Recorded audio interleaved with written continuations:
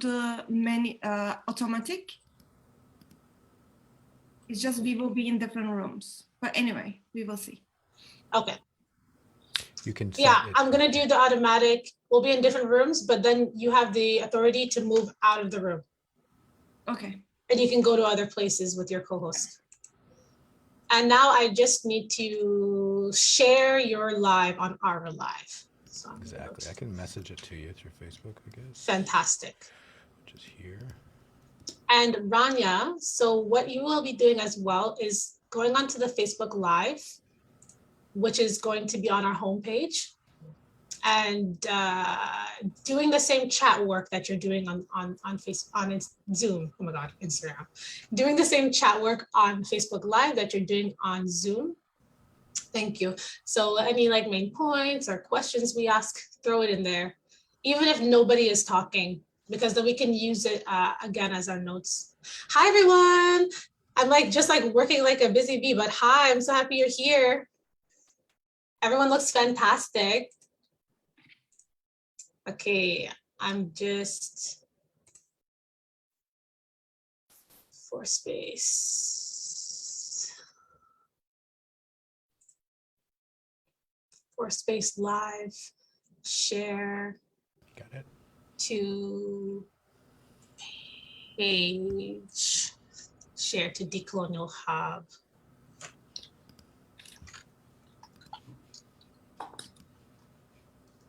Instruction 6.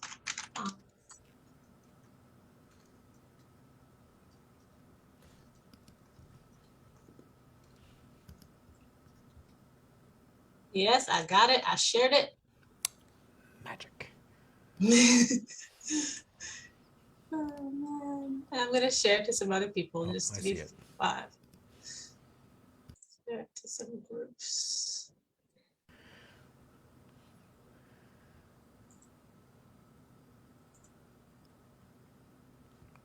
Sharing it around. See how many people want to watch it with us.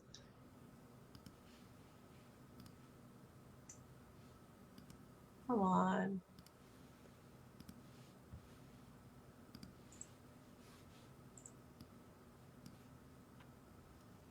Okay, 1 more minute. I'm going to stop sharing it around. So if you're feeling ready at 11:30, I will, just a few seconds before, I'll open up the waiting room. And then okay. Jamila, I will spotlight over to you to start things off. Sounds fantastic. And I'm here in the background, so if you just need, if something happens, just you can just speak to me directly or through the chat or anything like that. So. Okay. Should I start sharing my screen?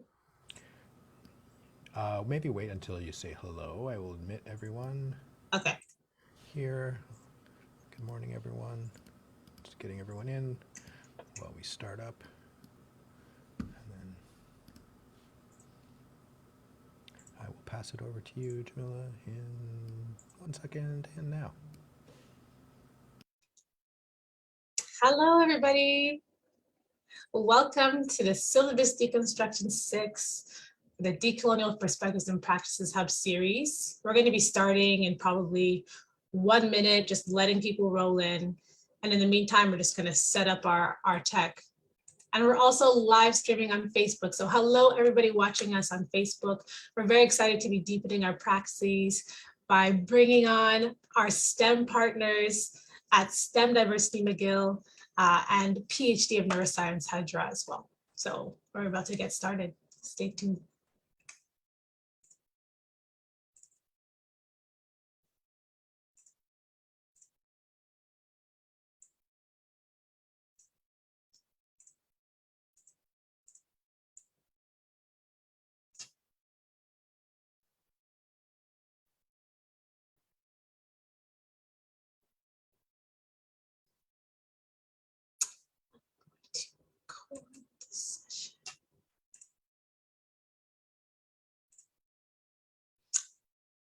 Okay, let's get started. So my name is Jamila, and I'm going to be your co-host today. I'm the founding director, research and events coordinator at the Decolonial Perspectives and Practices Hub. I'm also a PhD student of sociology here at Concordia University, currently completing my doctoral research on Black masculinities in Canada. You may also know me from my other hats. I am the director and supervisor for our anti-racist pedagogy sister project and an educational consultant for community organizations. Sorry about that. So welcome. Welcome to those who are new to the Decolonial Perspectives and Practices Hub and who have been with us since the beginning, November 2019. We truly appreciate you. So really, who are we? So the Decolonial Perspectives and Practices Hub, we're best described as a mobile space that is fluid and ever evolving. It's led by students and emerging social justice educators. We bring students, faculty, staff, and community organizations together to share and replace teaching and learning practices that disempower marginalized peoples. In hub spaces like this event today, we will model how to utilize knowledge sharing, self-reflection, vulnerabilities, and accountability to reorient educational practices towards non-hierarchy, care, critical and conscious learning, and social change. Through our events, our podcast, our emerging research and partnerships with NGOs, our objective is to bring forth institutional transformation by working within institutions, to normalize spaces for knowledge sharing around decoloniality at all levels of our university, and to have decolonial approaches incorporated in the curriculum and non-academic environments. So our anti-racist pedagogy project is one of our many initiatives that's helping us achieve this. I'm going to put it in the chat for people to check it out. So more specifically at the Hub, we propel decolonial pedagogy as global education that privileges the people from lands that have been colonized by Euro-Western settlements and knowledge systems, including, but not limited to, making space for the indigenous of Turtle Island, the African diaspora, voices from the global south, such as East, West, and South Asia, Africa, and the Mediterranean. Decolonial pedagogy at the Hub is defined as educational approaches that are plural, accessible, multilingual, collaborative with students, connected to lands, and that both address colonial patterns and speak to what decolonial futures could look like. So at the end of this session, we're going to share a toolkit of strategies, but they're not going to be checklists. They are a capsule of knowledge sharing that has come from this event led by you and for you, and also events from participants at other discussions that we've had, really showcasing the collective awareness that we're creating in this moment on colonial patterns that we deal with and commitments that we can make to evolve. So as we're getting ourselves warmed up and situated, the best thing to do is talk about some rules of engagements as you're entering this space. So hub spaces are horizontal and co-creative. You're entering this space as people of the world that all have capacities for social change. Everyone in this space is valued to be capable and able to teach and learn from each other, regardless of the different positions of power that you're coming in here with. We want to make it clear that this is a vulnerable space. We're all in different places of our learning and unlearning journey. So to always reserve judgment, and instead of listening and reacting, listen and share.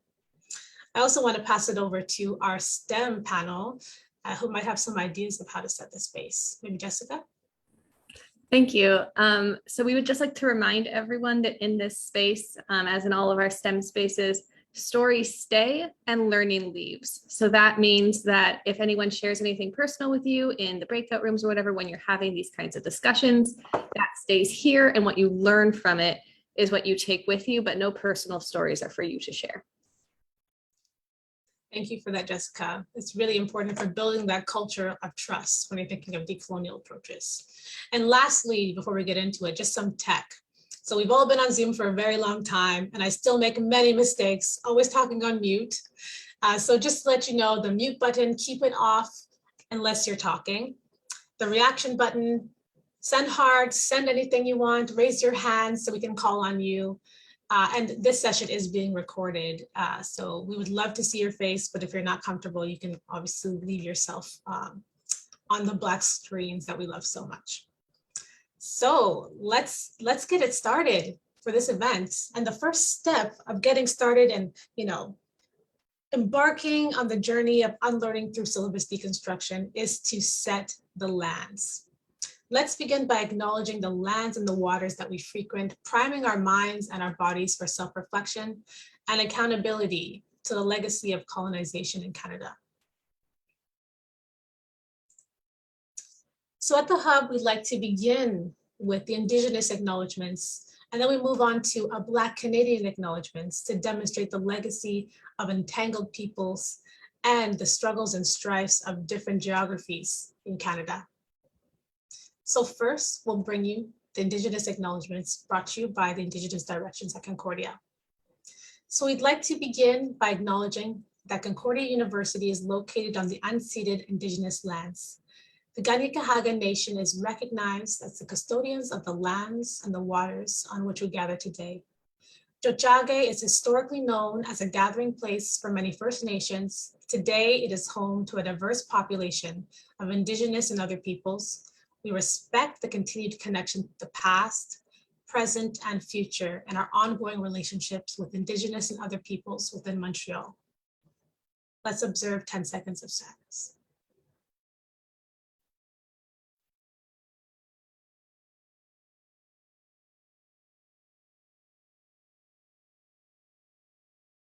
Thank you.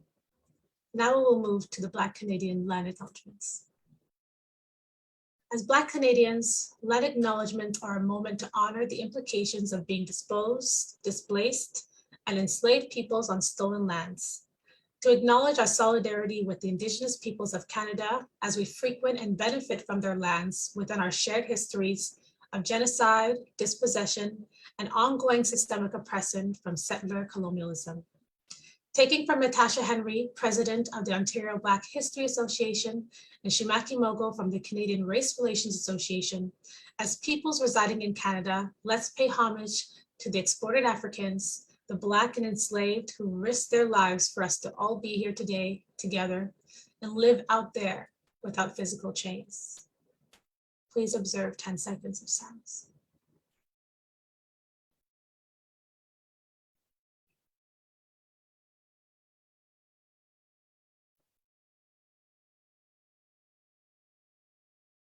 Thank you so much for being here with us. I'm going to pass it over to Ezgi.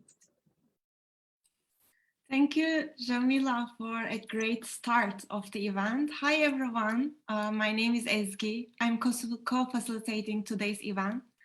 Some of you may know me from the public scholar work that I'm engaged at Concordia University. I'm also a PhD candidate in education. But some of you may know me from the previous syllabus deconstruction and other Decolonial Hub events because I'm a researcher and event organizer at the Decolonial Perspectives and Practices Hub. I'm so enthusiastic about decolonization work as my doctoral research examines the intersectionality between the internationalization and decolonization of higher education. And today we will hosting the 6th syllabus deconstruction. And in our agenda, if we look, we will start with our insights from the previous syllabus deconstruction series. If you're here the first time, welcome. If you are the one who already involved in the previous syllabus deconstruction series, thank you all your contribution that led us to continue this work and learning from you. And after our insights, we will move to mini STEM panel with the Mcgill STEM diversity. We are so excited today to collaborate with Mcgill STEM diversity members. Kirsten, Nathalie, and Jessica is with us. And as well as we have STEM coordinator of anti-racist pedagogy project at Concordia, Hadjara is with us today. And after the panel with them, we will have the interactive syllabus activity to really engage and learn each of you. And we will finalize today's event by coming up individual and collective commitments to really further decolonization work. So that's our agenda. And I like to share briefly about what we are learning in the syllabus deconstruction events. So first of all, we say syllabus deconstruction because we see syllabus as an unfinished tool. What I mean as an unfinished tool is an incomplete tool that has a potential for decolonial resistance. Today, we want you to conceive the syllabus as a tool that determines the capacity to train students and educators. And we also state, and we also learn from the previous series that the syllabus locates in the gray zone. What I mean by gray zone is a syllabus can contain both colonial and decolonial forms at the same time. It can maintain systemic racism and oppression, but at the same time become agents of change. And we also realized from our previous events that decolonization should be happening in different levels and different layers. And syllabus deconstruction as today's event is just a one way and a great way to start the discussion at a higher education level. And lastly, we also realize as we engage syllabuses from various fields and various levels of undergraduate and graduate, we also had some syllabus from social sciences and natural sciences and other fields. What we realize is understanding the field-related biases are very important for decolonization work. And today we will look at a STEM syllabus together to realize there are some commonalities between the fields as well as there are some differences. So when we engage in the activity together, we will divide the syllabus into three parts. The first part is the introduction and the land acknowledgement. And the second part is course objectives and grading. And the third part is the reading materials. And as we engage in these three distinct parts, as well as they have common goals for the course objectives, we realize that in the introduction and the land acknowledgement part, there are some common comments came from our audience or participants of the workshop. So one of the common part that I would like to highlight today in this event start is rather than copy paste from Indigenous Direction website, our conversation with the syllabus deconstruction involved the pedagogy portion, that how we bring the land acknowledgement in the classroom, how we make a land acknowledgement a breathing and a living in the classroom, that we can develop a crucial relationship with the land and emphasize how students and educators can honor its history. And the second part, for course objectives and grading, we observe how we could have student sovereignty in the classrooms and how the educators and students can engage in creative assignment ideas and suggestions. How the classroom an opportunity to be a courageous place if instructors are trained to manage difficult conversation.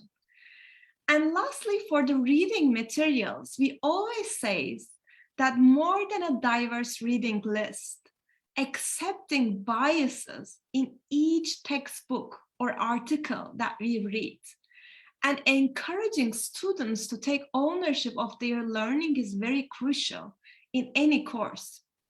For instance, asking them to contribute to course materials and providing some extra reading, audio, podcast, visuals, and videos and movies can be option to diversify the reading materials of a course.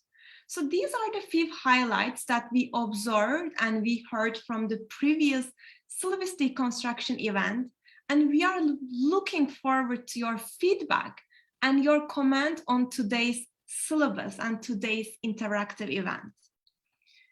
So I would like to move on our next part in our agenda, which is the panel with Mcgill diversity, STEM diversity members, as well as our sister project, Anti-Racist Pedagogy STEM coordinator with us. So let's further ado, I would like to ask them to introduce themselves to us, and they can share how they become an active in decolonial approaches to STEM to us. And we can go around, but who'd like to go first? I can start us off. Hi, everyone. I'm Jess. I'm a PhD candidate at the Red Path Museum at McGill University. My pronouns are she, her, and I study ecology. I study toad tadpoles and how they affect the environment around them. I am also the chair and co-founder of STEM Diversity at McGill. We have a website which features, that features interviews with underrepresented groups in STEM. We also have a coloring and activity book. It's free and you can request one. We have a mentorship program and also lesson plans to discuss some difficult topics about EDI in STEM. And I am the president of the Graduate Association of the Red Path Museum as well. So since I work in a museum, I got interested in decolonial approaches, as museums have a lot of colonial history. And as an ecologist and a person working in conservation, I work on the land, and the land I work on wouldn't exist today without its traditional Indigenous stewards. So I became interested in how to properly acknowledge them in my work.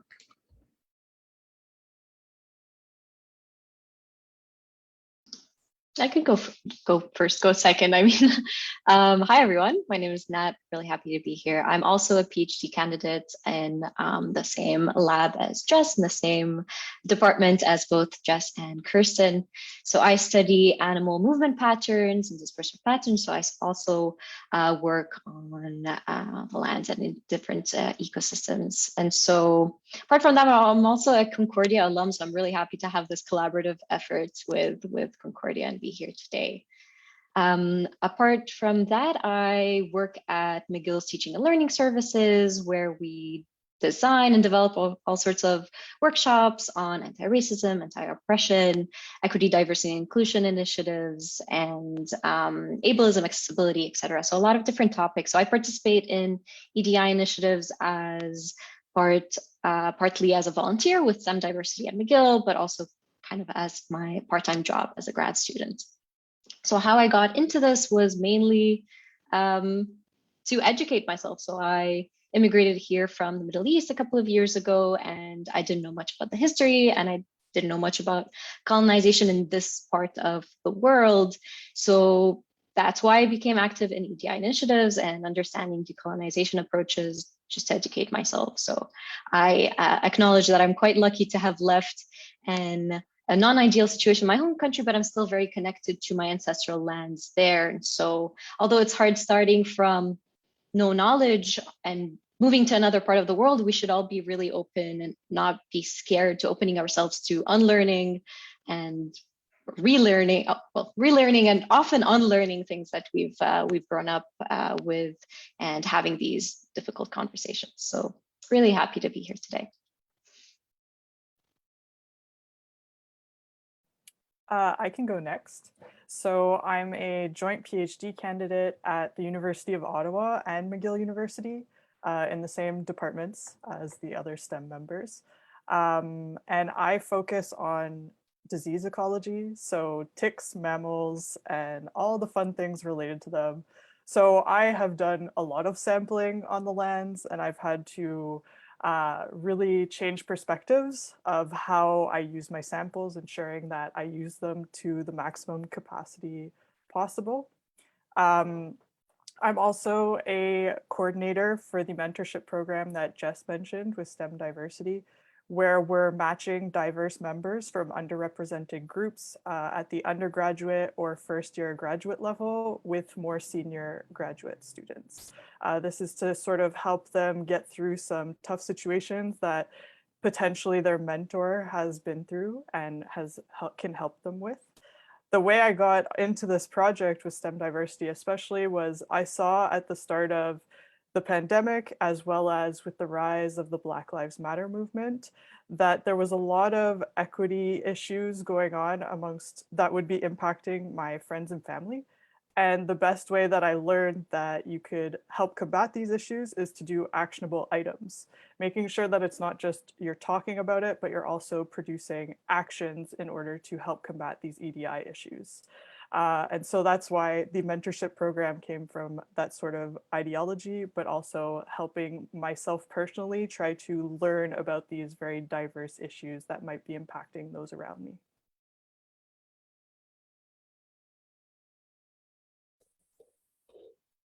So hi, I guess it's my turn now. Hi, I'm Hadjara. I'm a Ph.D. candidate at Université de Montreal in Neuroscience. I focus mainly in molecular mechanism underlying neurodegenerative disorders, and I'm also STEM coordinator for ARPP, the Anti-Racist Pedagogy Project. So I ended up in the pedagogy decolonial field because I wanted to know more about race, ethnicity in biomedical sciences. I had plenty of questions, and by digging, I realized that there is a large valuable knowledge that was hidden, or let's say buried behind, I'll call that the mainstream knowledge. And all this made me rethink about what is considered as valuable knowledge, who was mainly contributing to this knowledge. And this is why I'm here, to kind of preach for the incorporation of knowledge from everywhere to the public sphere. So I'm a big supporter of collaboration and communication to answer the big question of our era. And I think that we all have different point of views and different vision, and it's very important to incorporate them all in our reflection. So pleasure to be here, and this is why I'm here. Thank you all for sharing your own experience and introducing yourself. And when we had a previous conversation, I really realized different the fields, and it field itself has a different biases. So it was so interesting that exchange, as I'm from a social sciences and you from the STEM field, that it was a nice to have this exchange. And I'm so happy that this panel can also shed light on these different aspects of field specific biases. So my next question to you is, because we have an audience for this syllabus deconstruction workshop, and in that sense, I don't know that where each participant comes from with their own perspective, with their own knowledge. So maybe we could go into the next question. Can you provide some examples in what ways science can be biased? And maybe Nathalie, can we start with you? Yes, it's a great question, Esme, and I completely relate or agree with you that it's nice to have that exchange and realize how biases are different in arts and sociology, et cetera, versus in STEM, where these topics are less often discussed. And so one of the main biases that I think about, or I've realized in STEM, is where research is conducted in the world, and how scientists have the openings to exploit resources, particularly sciences in natural sciences and environmental sciences, so those types of fields. So there's this huge bias on which countries do and publish most of the scientific research. And we know that those countries are largely in North America and in Europe. And that's partly due to the available funding in those countries, right? So other places in the world and other governments have other priorities and may not have the funds and allocate them towards research, which is completely understandable. And so what we end up having is most scholars come from North American and European countries, but of course they don't just conduct their research in those countries. So although they publish their findings in their respective countries and the universities that are funding all of their research, they often travel to other parts of the world to conduct this research. And for example, in our field in ecology, a lot of people go to more biodiverse areas. So like tropical areas in South America.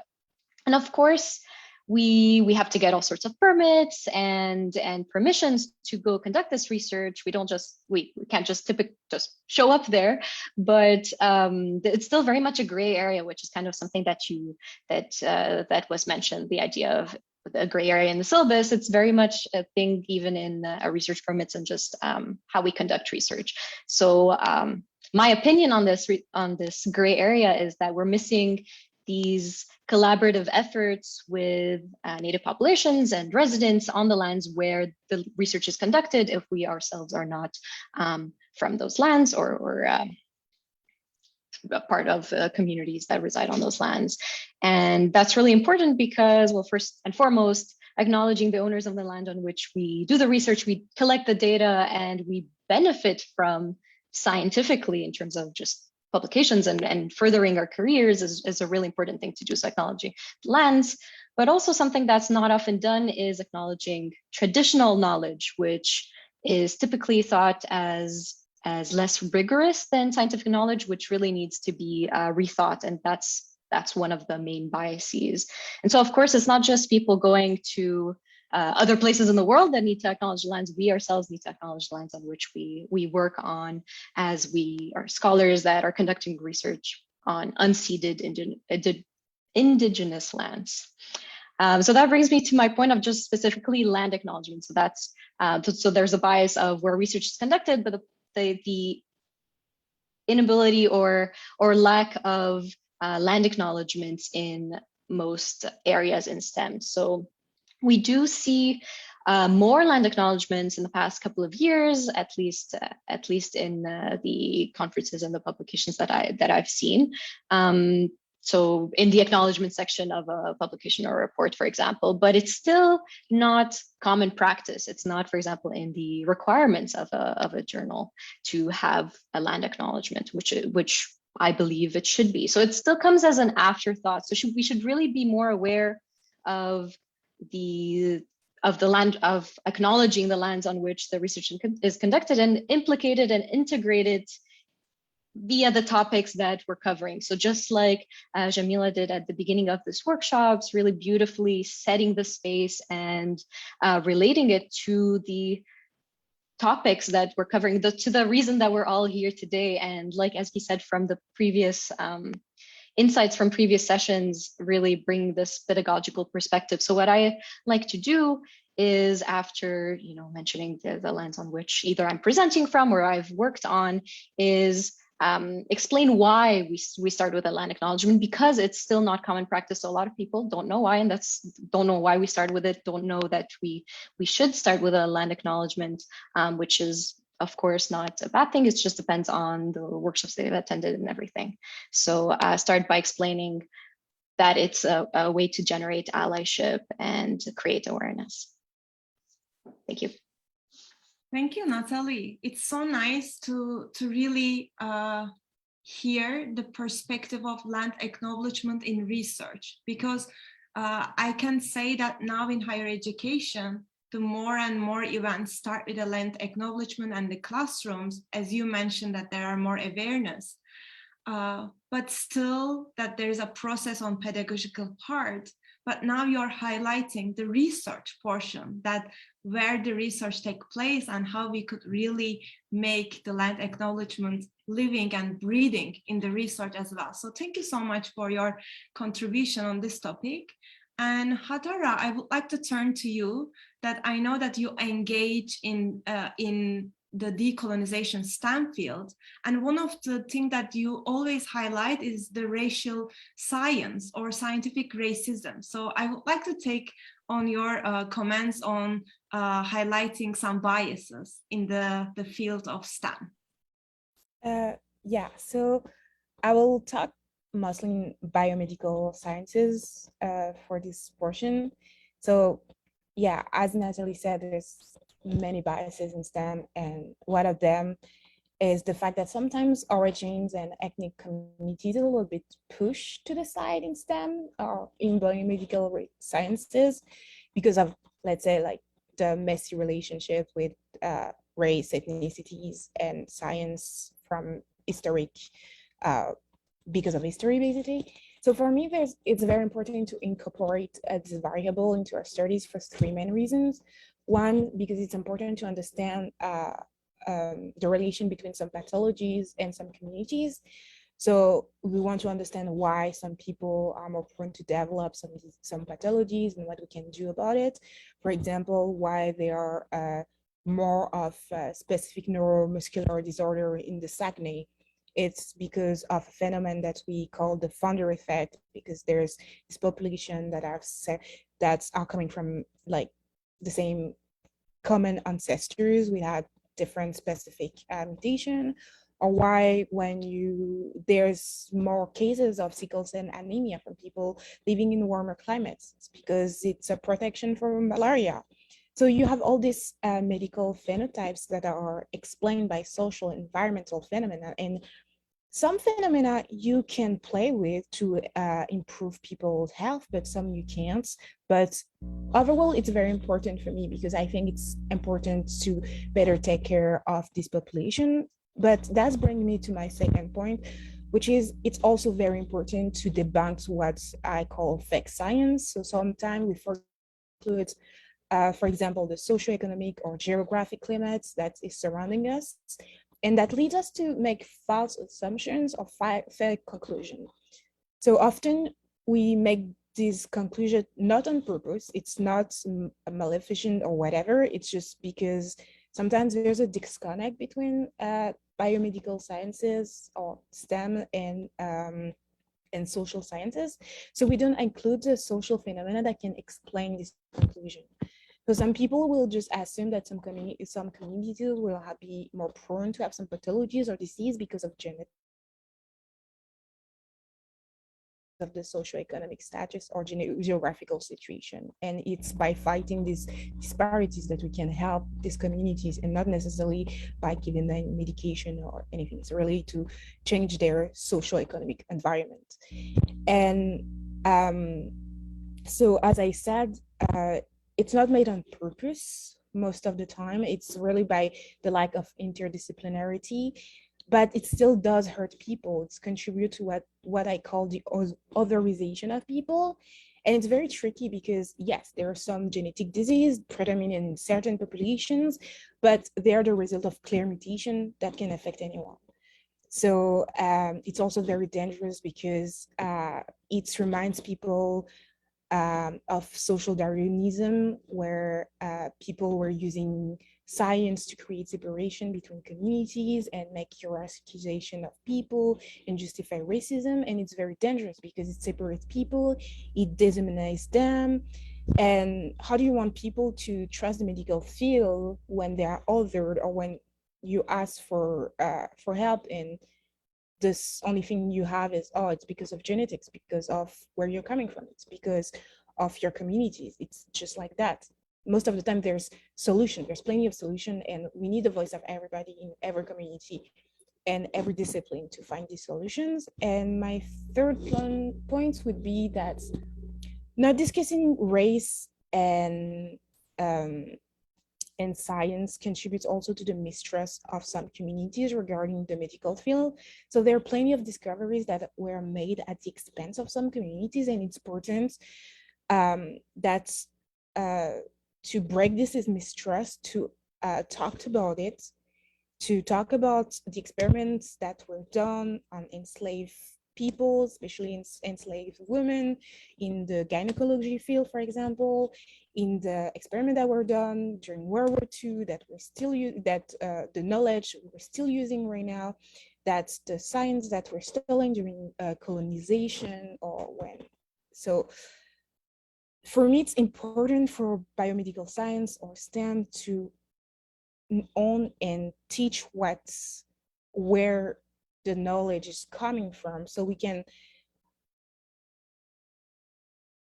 better relationship now and also in the future, just to own what happened and just create better relationship after and discuss that this is not happening anymore, or this is what we're doing to prevent these things to happen ever again. So yeah, these were my 3 points. Thank you so much for really bringing us in a deeper level of otherness that is very problematic, that we see in research and in education, and really sometimes the intentions are pure, but sometimes the intentions can be questioned whether they are pure or not. But thank you so much, all these comments. And I would like to turn to Kirsten and ask her that what are your take-ons on this topic of understanding and identifying biases? Thank you, Ezgi. So today I wanted to discuss the biases related to westernized, so North American and European, as well as Anglocentric viewpoints that are very predominant and have persisted throughout history in the STEM fields.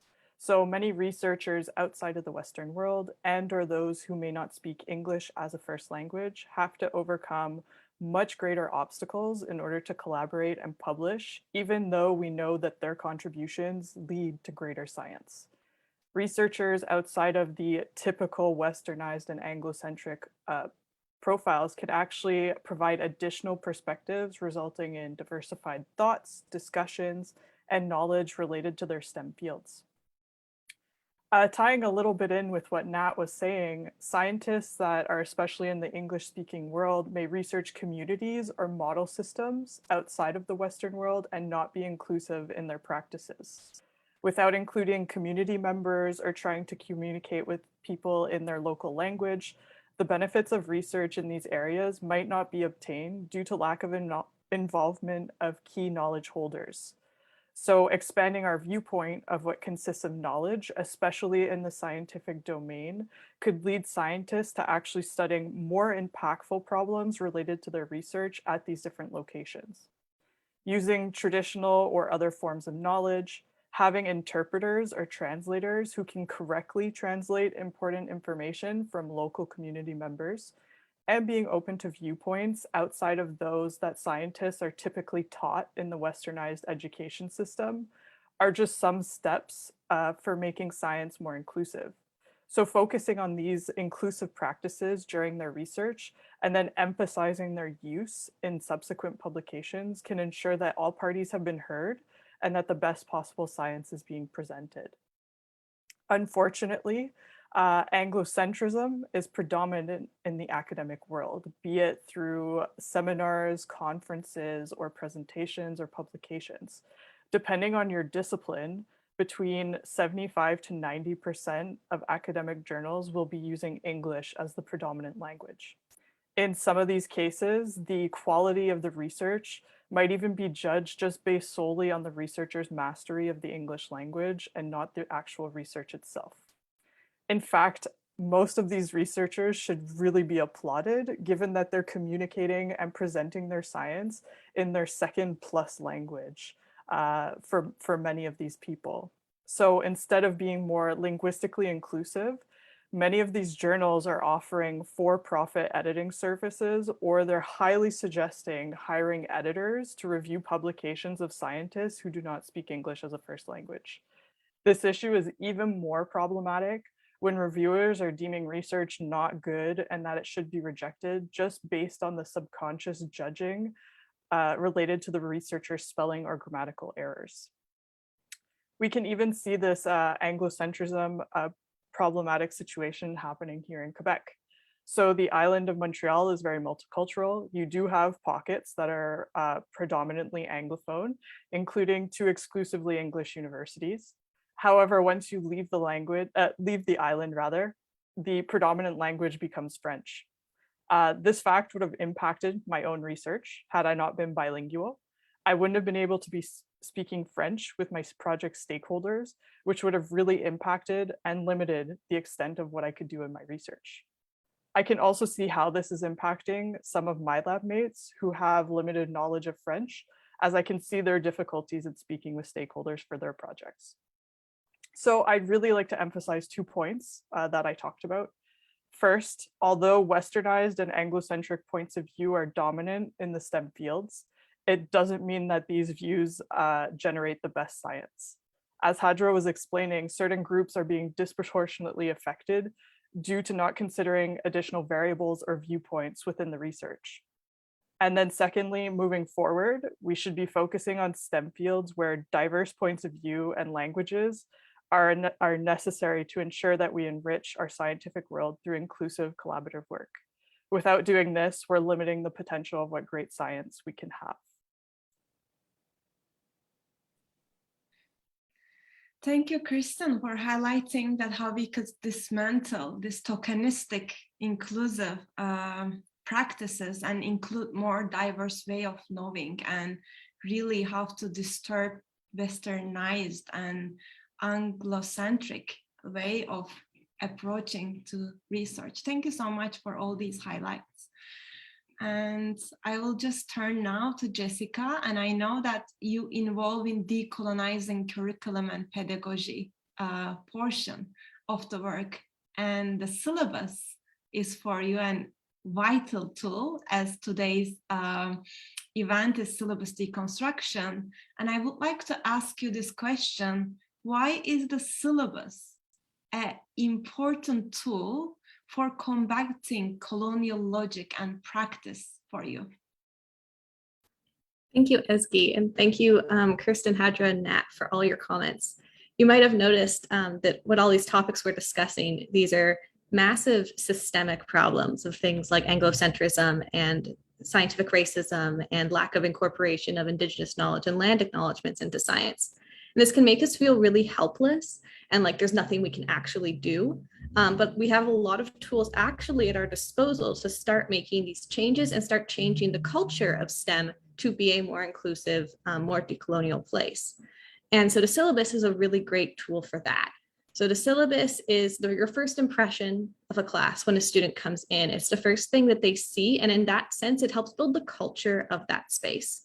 So we often discuss in STEM that like we're not just teaching students, but we're building the next generation of scientists. And in creating this culture in the classroom of a decolonial one, we are creating these new best practices and these scientists that can then incorporate this into their lives as scientists as well as their daily lives. So within the syllabus, some tools that can be used is the reading list. These can be diversified, and something we don't always do in science is look into the viewpoints of the authors who wrote these papers. Sometimes we talk about biases that exist from where the funding comes from in classes, but we rarely talk about biases that could exist from the person. So especially in papers that study people, kind of like Hadjara was saying, these biases can become really important, and they are something that should be discussed in the class. It not only builds a more decolonial space, but better scientists who better understand their papers. It also is important to remember that we aren't just building these spaces for EDI reasons. We aren't just slapping a land acknowledgement on our syllabi so that it looks good to others or so that we check off a box. Like Nat was mentioning, these need to be living, constant statements, and so those should be read. But also by putting these things on our syllabus, we're not only checking a box, but we're creating a more inclusive space in that classroom for our students. And being able to actively engage in a class and learn also creates better scientists, because people can learn better if they feel included in a space and not othered in a space. So those are very important things that the syllabus can provide. It also includes things like grading, which I know we're going to talk about later in some of our activities and how those go, and also what's expected in papers. And so you can already start building a culture in your classroom that includes Indigenous knowledge by saying that maybe not all the papers need to be from scientific journals. Maybe there's other ways we can cite them.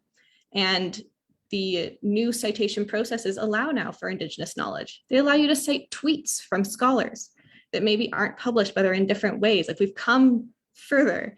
And so we can now use that. We can cite that in our papers.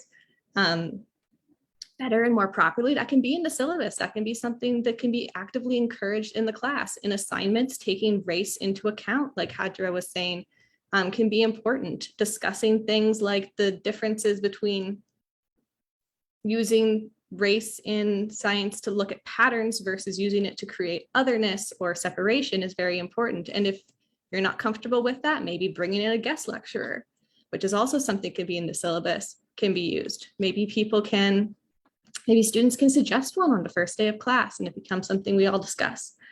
So the syllabus is really something that creates a culture in the classroom, and that culture can be used to create much better scientists going forward who are also more aware of decolonial issues. Thank you so much. I really like one of the first point that you highlight, Jessica, that in the classroom we are creating a next generation of scientists. It's a very powerful perspective to look at the classrooms and our syllabuses together. So thank you all for your contributions, and we will continue our engagement in the small breakout rooms today. But we will give a quick 3-minute break. So now 12:17, so 12:20 we will come back, and Jamila will introduce the activity with us, and we will learn from each other. Thank you. See you soon.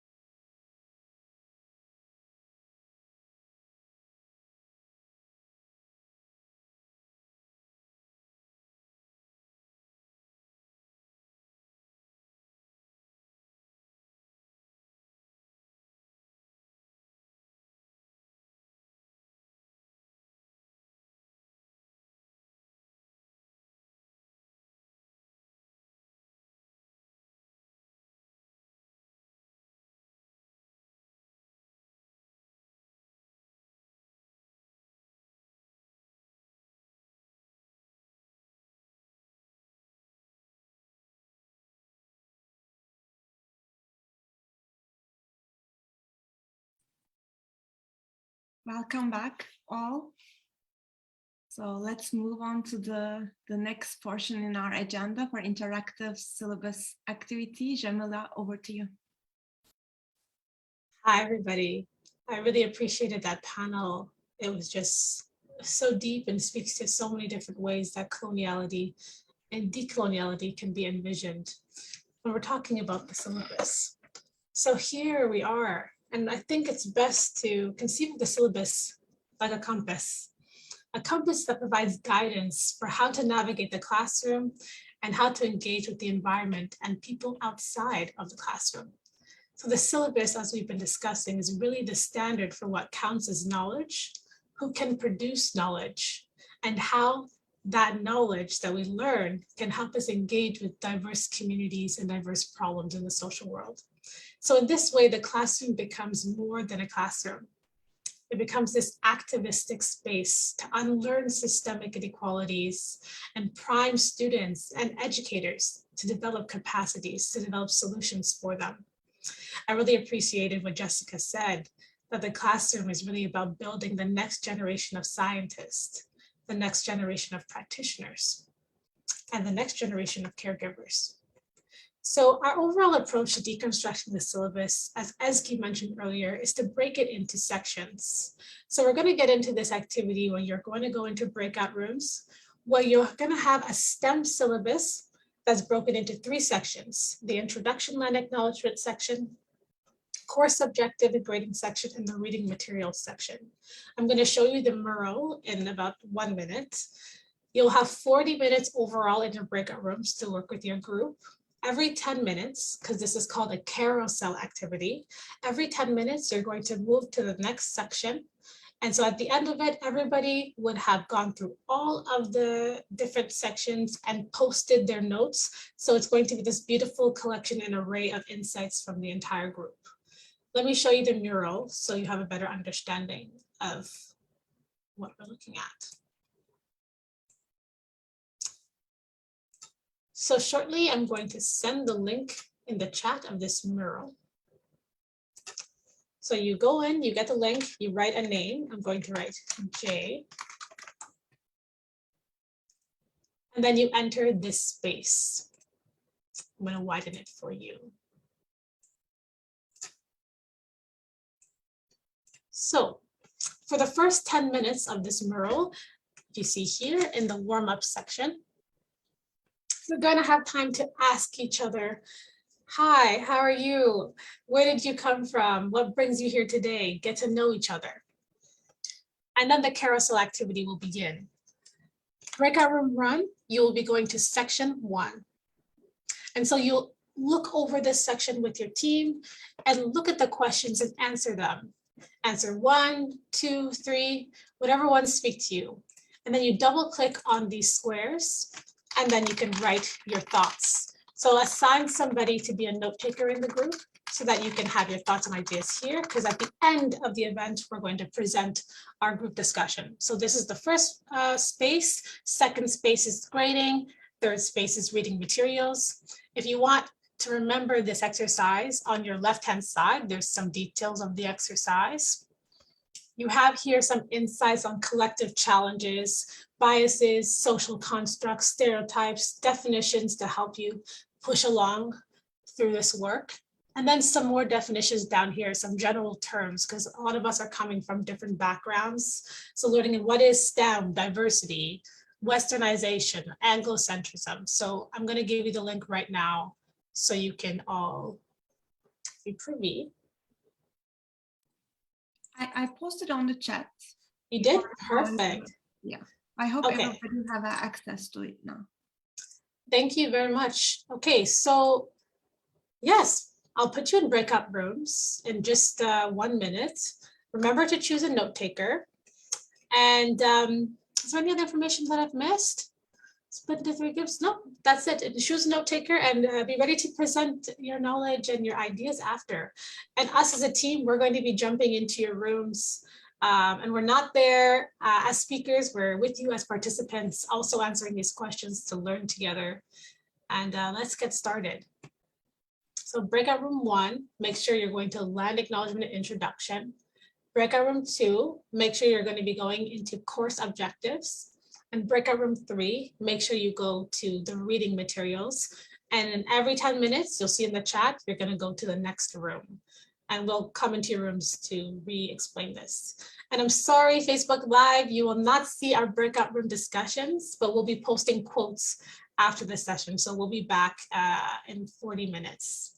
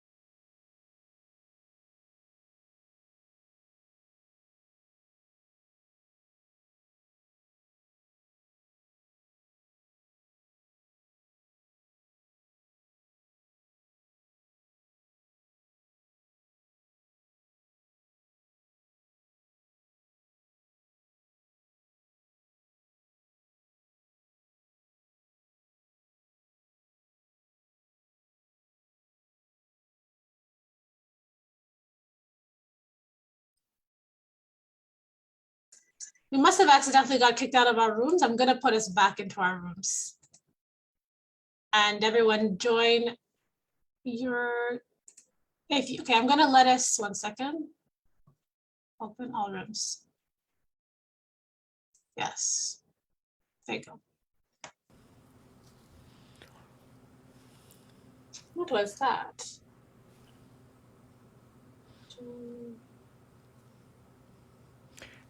Hey, Jamil, it's just, I can see that the breakout rooms are set to 15 minutes Oh, length, so that's what it is. If you close them, you can reopen them with a longer time, or I can set it. You want yeah, let's set it like that. 25 more minutes or something? We're actually going to do the breakout room for 40 minutes. For another 40 minutes? Yeah, for 40 minutes, for another 30 minutes, I guess, because we're going to go around. Okay, so I'll, they're going to close in 1 minute, and everyone will pop back in, and then I'll create it again for 40 minutes. Thank you.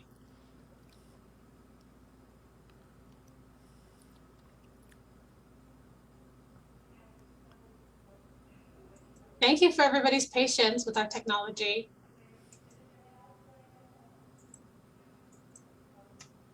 I think Facebook can see us again. Hi, Facebook.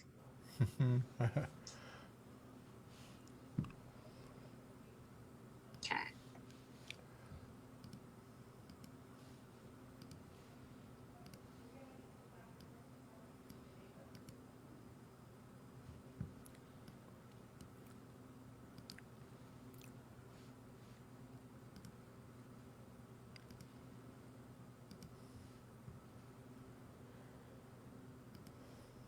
Hi, everybody. We got kicked out of our rooms and we have to extend the time of our rooms. So we're going to extend the time period and then send us back to the rooms we were in.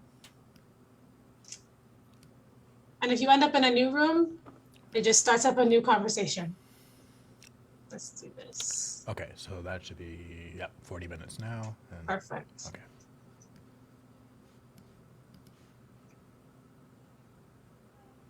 So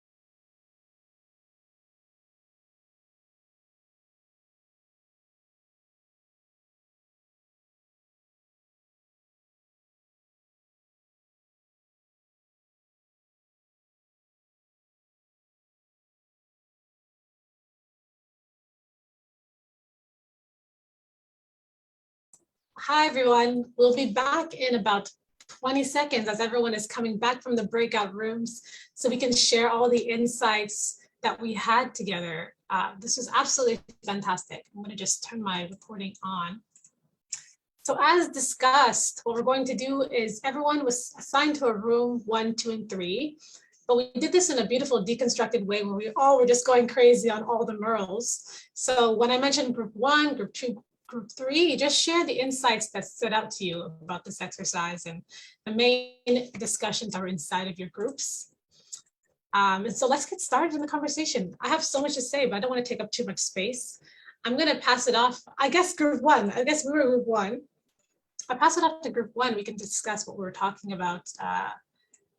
Anyone want to get started first? And then we can riff off of each other. I can jump in. I was in group. And my fellow group 1 mates, feel free to unmute and just jump in if you want to. So we finished off with reading materials. So I'll talk about that first. It's fresh in my mind. But we were talking about how when we talk about westernized reading materials, a lot of that is also an Anglocentric view. And we talked before a lot about how decolonizing the classroom also means acknowledging that all the knowledges in that space play an important role. And not all those knowledges may be in English.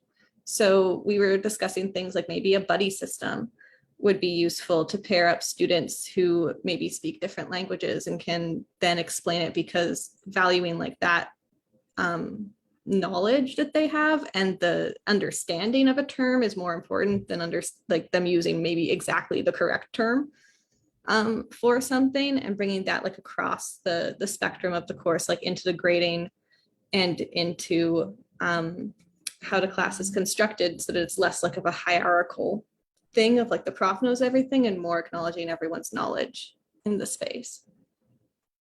Exactly, Jessica. And like we all got really passionate about this idea of buddy system.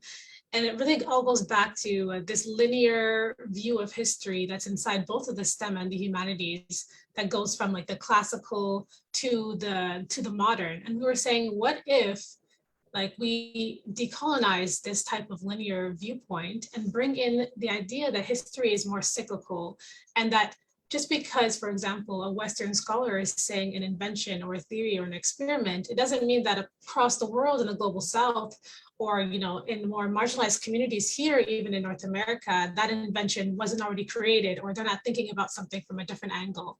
So like the biggest kind of quote that came about was like, just because we don't understand something, it might be in a different language, doesn't mean that that does not exist. And that was really powerful in our team. Anyone else want to jump in on some of the other sections? One thing Melissa brought up in our group was also that science is done in groups.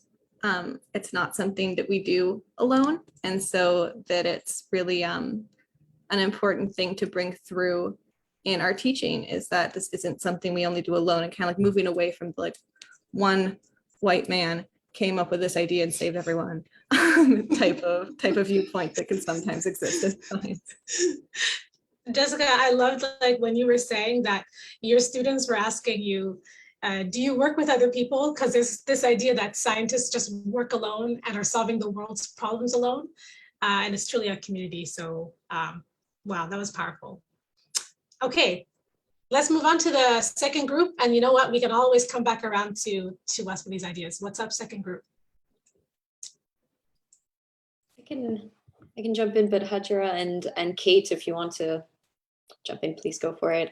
So like main themes that we went through was like different types of learners that you have in a classroom, and how in sciences it's really catered towards anyone able to just memorize a whole bunch of facts, especially in earlier courses, since that's kind of the theme, but that's the course that we're talking about here. And just how also any types of different learners are put in a box if you can't perform and get whatever grade you need to get in that final that's worth 48% in this course, then you're not worthy of staying in a science field. Whereas in a lot of arts courses. And I can say this just based on experience, like the electives that I was lucky enough to be able to take to escape a little bit from STEM, is you have just flexibility in the types of assessments that you get. You want to write a paper, you want to do a presentation, you want to do a little bit of both. You did better in your paper, that takes precedent over your presentation grade, and there's not a lot of, okay, my entire semester is writing on how I perform in this exam. And so just the fact that's a huge accessibility barrier, we think, in sciences. And yeah, that led to like the idea of how we should move from just like a memorization culture to like actually understanding things. That's kind of what we ended on. But yeah, I'll pass it on to my teammates to add on. Yeah, it was a lot about being in the mold of being a scientist, what it meant to be a scientist, and maybe me more inclusive in the different type of people that can get into science, either because they have either disabilities or they're neurodivergent or they're from just other countries and they don't have the same basis than the others. So for example, we're talking about a student who, for example, didn't go to CEGEP, for example, or yeah, a lot of flexibilities that I just missed the one point that I was, yeah, it was also a lot about critical thinking, because we learn a lot of fact, we learn a lot about molecules, about proteins, and about like animal kingdoms. And sometimes, yes, it's good to know the basics, but to be a good researcher, you need to know how to research and how to think and how to ask questions. And I think that we thought that it was important to learn also how to ask the right questions and learn how to write the right questions, and also to regarding to inclusivity, the textbooks maybe make them open access, because yes, you have the money to sometimes to go to university and to pay your tuition, but like $500 for a textbook can be a lot, even. And some classes, they tell you it's the Bible of the field, and they don't necessarily tell you that, yeah, it was nice, it was what was told 10, maybe 5 years ago, but now science changed, and if you look at scientific papers, it's going to change a little bit. So yeah, it's learn also the flexibility of science and the improvement, and that nothing is set into stone. So yeah, so that's what I remember. So if anyone wants to jump in again. Yeah, those pretty well covered it. We spent quite a bit in the beginning, though, talking about the bias towards Anglophone speakers, especially in Quebec, but also just like people with English as a first language too, where like there were like personal instances and examples from undergrad classes of like you're at a French undergrad, but professors are putting English papers into Google Translate for you to do. So it's like things like that, that's like there's not a lot. And some of the accommodations also for French speakers, like at Mcgill, we mentioned like, oh, you can have a French to English dictionary when you take the test, but is the test designed in such a way, or the assessment, especially given like we spent quite a bit of time too on the fact that this exam is 48% of your grade, which is I TA'd 111. I have a huge problem with it. I have a lot of opinions, but if you want that to be how your course is structured, which they say you do, that 48% is going to have to actually be a true assessment of those students' abilities. And if you're designing your questions in such a way that a student doesn't have enough time to answer all of the questions with their French to English dictionary, and there isn't a French option, and to say nothing of other people who can't get disability services and all of that. But even if you just can't, like your speakers who have their dictionaries can't even look it up, it's like you're just straight up giving people points for being an Anglophone. So we had a couple different Anglophone based discussions, but yeah, that was a big theme in the beginning. And then it got really, really big to the stuff that everybody covered about being a scientist and stuff, but it was a good conversation. Thank you so much for that. I'm going to pass it over to group 3, and then we might be able to jump back to that after.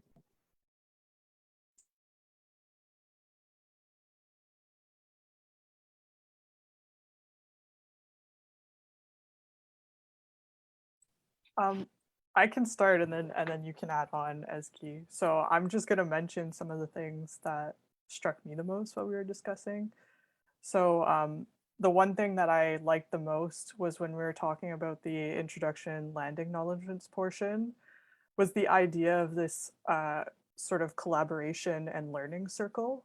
So creating an equalizing moment, learning moment where all students and instructors would be put into a circle in order to exchange ideas and thoughts, trying to create the most inclusive and cohesive environment for that learning to occur. That was really the thing that struck me the most in this discussion, because I did this when I was little, but like I had never thought of doing this at a higher level. The other thing that we had discussed, especially with regards to the readings, was in a first year level course, you can't really stray too much from the canon, what was described here. So what's like prominent and needs to be taught in the field, but there are ways that you can create moments outside of the canon. So an example was explained where an instructor would put a scientist from an underrepresented group as an introduction slide and explain what their contribution was, so that there was this priming example of something outside of the canon that might not necessarily be taught in the class, but provides an additional learning moment. As you can continue on. Yeah, I think you covered the most of the highlights that I also have, and Rebecca and Sally was also were also in our room, so they could also jump in. One thing is my takeaway during the grading and some different diverse way of assessment tools. We come up with, podcast, or we come up with, maybe oral presentation or visual. But then the importance of teaching these tools to students are also very important, because sometimes rather than be empowering them, it can be really burden for them to learn this tool and try to create that assessment. And if we take into consideration the current environment with the COVID and what the world is really going through, is already the students show demotivation to engage in learning while there are so many uncertainties happening around them. So maybe that's one of the takeaways for me, to really take into consideration what kind of tools that we are providing are in the class, and we are assessing them. The other one is Kirsten mentioned that decolonization looks very different in the classroom, whether it's a biology 111 or whether biology maybe graduate level biology, or a social sciences entrance class versus graduate class. So in that reflect, what is my current learning is very important, that the first level course is showing what is out there and let the students engage their background knowledge, the current knowledge, and provide their positionality, because it's so hard to expect them to really have a position from the start, right? So that in that way, it's very important in the first level courses to cover maybe the dominant knowledge in that respect that to show them that, okay, these are missing, you know, and then they could let the other knowledges in the classrooms. I don't know whether mine is clear, but I'm not advocate for the dominant knowledge to be there all the time, but just to make them also acknowledge the canon and what is missing is important learning for them to have in the first year. And Rebecca and Sally, whether you would like to contribute more on the discussion, please go ahead.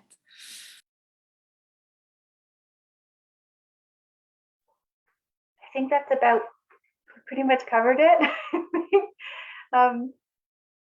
Yeah, we had a varied conversation, but I don't have anything to add.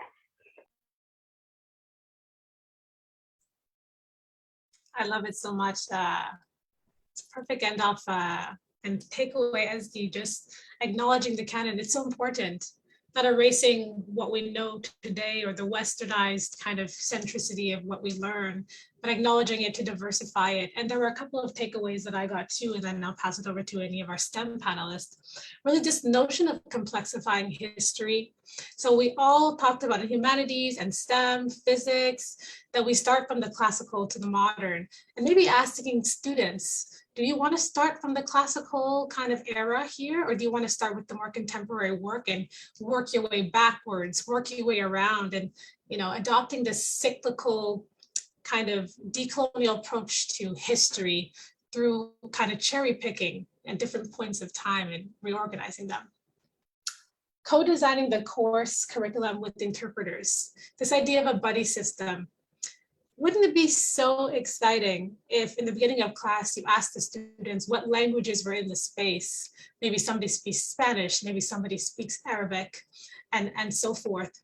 And then asking if we can bring those languages in course materials to the classroom, a Spanish paper, and then buddying students, for example, with the student that speaks Spanish, and let them have this co-creative assignment together where they're interpreting and unpacking the Spanish text and bringing it to the classroom to deepen the knowledge. I'm going to pass it to Rania because I know that you want to talk about linguistics a little bit. Yeah. No, it was something just as that in the group that I really loved.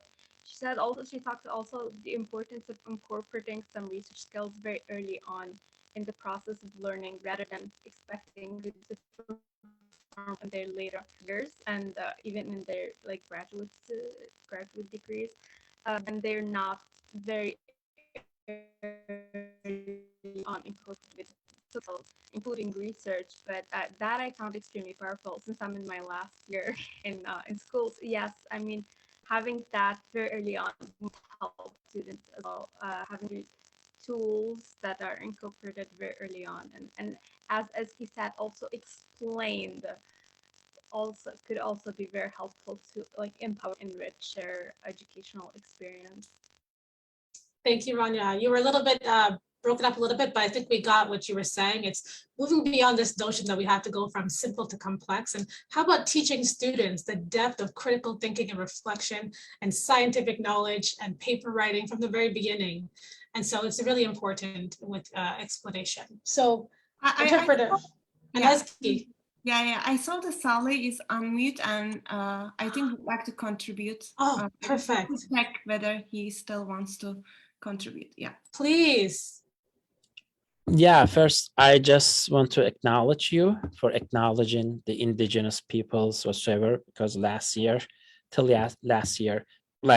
in New York and I'm part of US academia, for 5 different universities as a student and 3 universities as an instructor.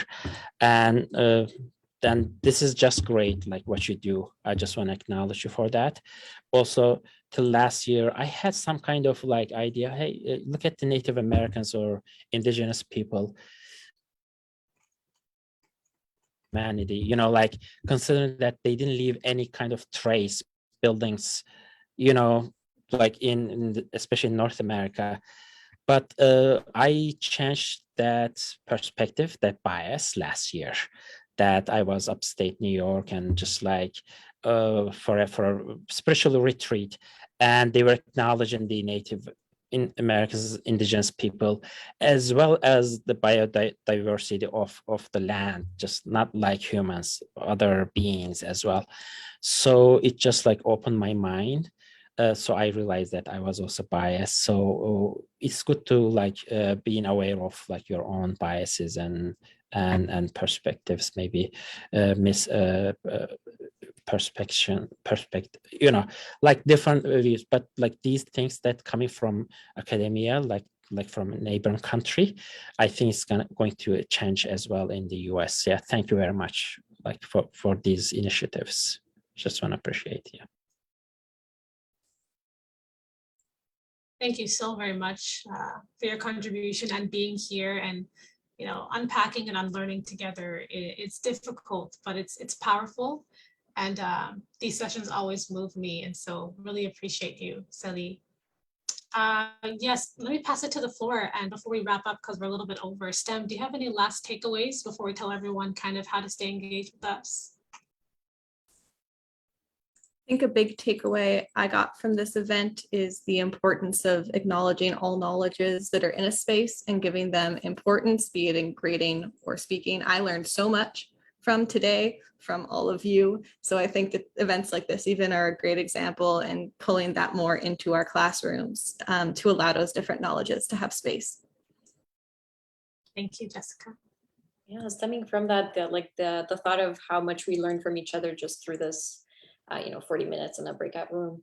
That type of peer learning in a classroom, which isn't really the case in the syllabus that we constructed together, could be a really powerful way to bring in these different backgrounds. Just being paired up with someone with a completely different background than yourself and with different thoughts can really open up your eyes from a earlier stage, or academic stage. So just peer learning, and that being one of the flexible assessments and flexible learning tools that we have in classrooms. Thank you so much, Nathalie. Rebecca? I think these conversations are so important. And I've been teaching for years and years, and I continue to learn and continue to, my courses are always evolving.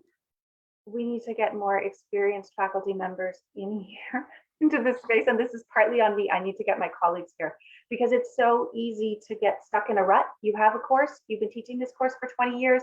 It's so easy to just keep teaching it the same way every year, right? But through these conversations that push us to rethink and to, justify what we were doing and what we've been doing, and think about ways to do better and ways to evolve and to provide a safer space and a richer space for all of our students.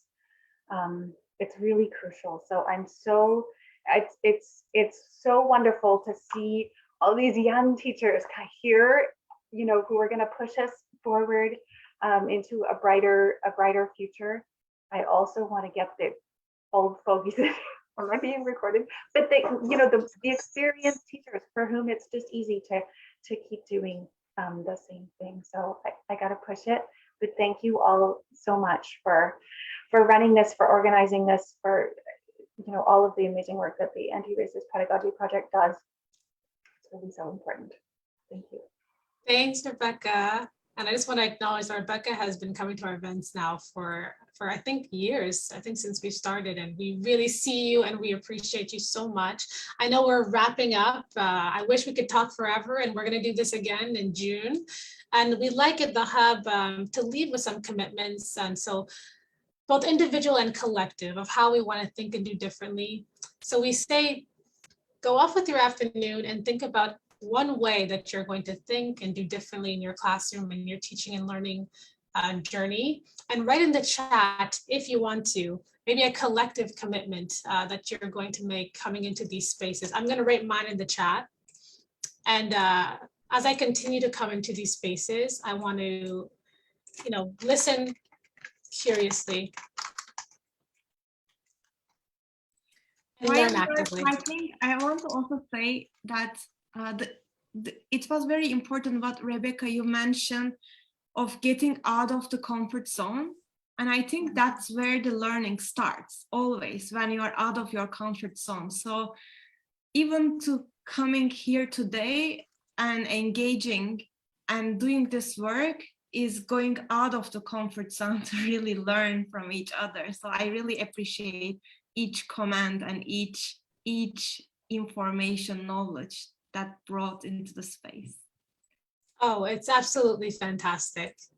Thank you so much, everyone. So you can follow us on Facebook at the Decolonial Hub, facebook.com. Follow us on Instagram at the DPP Hub. Again, we're going to be doing this again in June. We're going to send you a feedback survey and some capsules, like a toolkit, a post-event toolkit of the insights for today, the quotes, the inspirations. And big thank you to the STEM Diversity Mcgill, Kirsten, Nathalie, Jessica, to Hadjara. Thank you so much, our STEM coordinator. We really appreciate you. Ezgi, my co-host, partner in crime. Yeah, Jamila, and also the fourth space for hosting. And the fourth space. Thank you so much. Thank you. Thank you so much. We'll be in touch and you'll get the email from us in the coming weeks. Thank you so much. Have a great evening, everybody. Love and light.